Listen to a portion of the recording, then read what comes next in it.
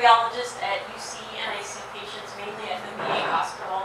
And that's how I know Saki.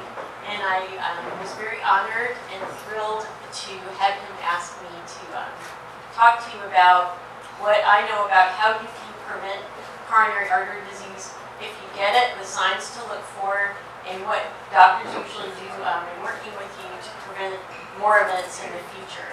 So I only found out a few days ago that I had 5 minutes and no slides. So I thought, okay, I'm going to pretend like I'm stuck in the elevator with someone I love, and I have 5 minutes to tell you everything I know about heart disease. So without further ado, so what do we mean by coronary disease? Coronary disease actually, or atherosclerosis, can occur in any of the arteries in your body. But as a cardiologist, I focus mainly on the heart, but the same process can occur in the blood vessels going to the head and cause stroke, or in the legs and the arms and cause symptoms, peripheral arterial disease, symptoms when you walk, like pain when you walk in distance. And so the process of atherosclerosis is basically cholesterol, lipid, and calcium that builds up on the inner lumen of the arteries and closes off the flow of blood to the organs. And that manifests in the heart as chest pain when you walk, or go up a hill, or exert yourself. But some people don't have any symptoms at all. Some people just, and you'll hear later, you might not have any symptoms before you have a heart attack. What is a heart attack? A heart attack is when the very thin covering over this plaque, the buildup of cholesterol, ruptures suddenly. And we don't really even know what the markers are that would cause a heart attack. So all of these things we're still studying. And what happens is the lipid comes out into the lumen, and platelets like to stick to that lipid, and it causes a thrombus, basically a blood clot forming in the artery. And when it happens in the heart, you get immediate chest pain, and that is usually described as a pressure. People will do this. They'll signal like this.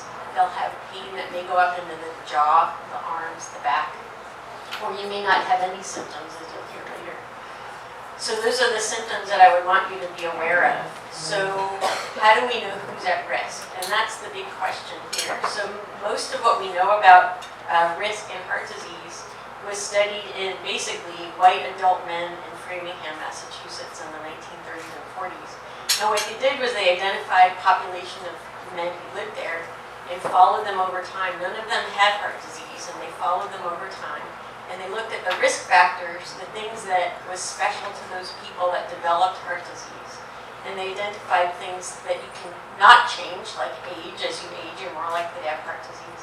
Gender, men are more likely to have it at an earlier age than women, but women do develop and die from heart disease also. And things, so age, gender, are things that you cannot change. But there are many things that you can. And so they found that smoking is a risk factor for heart disease, and so we encourage you to stop. It's an addiction, so you may need to have nicotine replacement, but we will help you with that process. Things like diabetes, and there's ways that you can control that. Diabetes often goes hand in hand with higher weight, and so we help you learn how to lose weight and lower your risk for diabetes. There's medications to control the diabetes. There's also the decreased exercise, being sedentary. So, and we try to encourage you, and there's programs to help you become more active in your life. So those are the risk factors that we learned about from the Framingham studies, but there's a lot we don't know. And one of the things that I have actually learned by coming here, well, I knew that heart disease is the #1 killer for men and women in the United States. But what I didn't know is that 60% globally of people with heart disease are from South Asia, which I did not know. So you have a large burden of heart disease. And we don't know in many cases if the risk factors are the same or different. And so there's a very large study going on called the Masala study, and it's a great website. So it's masala.org. And what they're doing the same kind of study as Framingham, but only in the South Asian population. So they're trying to identify specific risk factors. Are they the same or are they different? And can we prevent heart disease in the South Asian population as well? I think that covered most of what I would want to tell you if we were stuck in an elevator together. If you have had a heart attack or a stroke or peripheral vascular disease. It's almost impossible to get away without being on medications. Medications can be life-saving, and they actually are life-saving.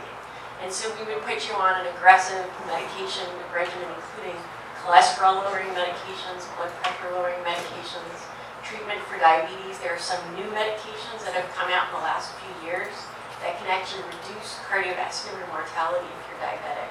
So there's a number of things that we can do and work with you. You may have side effects to some of the medications. We have many choices. We can work with you and try to get you on a regimen that works for you.